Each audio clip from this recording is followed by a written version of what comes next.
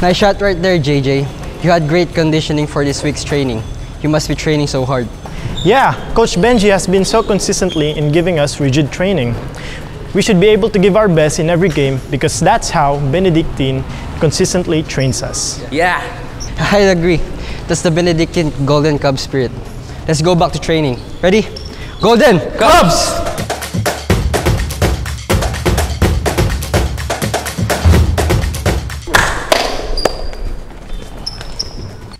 One, two, three, Golden Cubs! As the home of academic and sports champions, Benedictine instills consistent discipline to every Benedictinian in whatever endeavors they would like to immerse to. This is our special weapon to excel in many things.